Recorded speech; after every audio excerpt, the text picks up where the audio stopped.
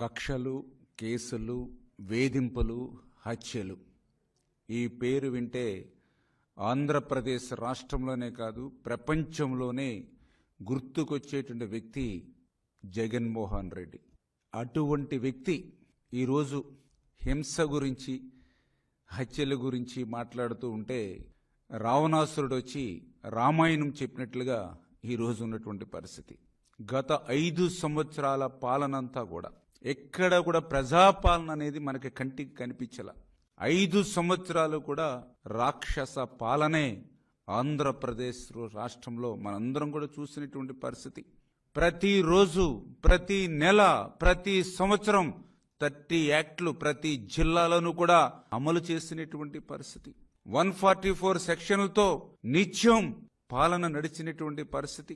మాలాంటి ప్రజాప్రతినిధుల ఇంటికి కూడా తెల్లవారుజామునే న్యూస్ పేపర్ వేసేవాడి కంటే ముందు పోలీసులు వచ్చి హౌస్ అరెస్టులు చేసేటువంటి పరిస్థితి.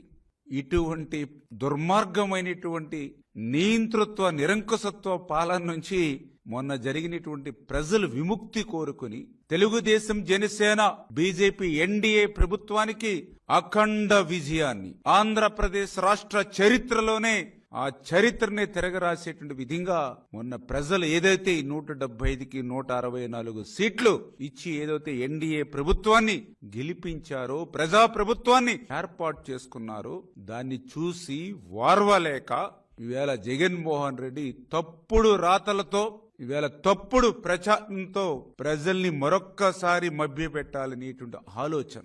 ఎందుకంటే జగన్మోహన్ రెడ్డి చరిత్ర అంతా కూడా అబద్ధాలు, అసత్యాలు.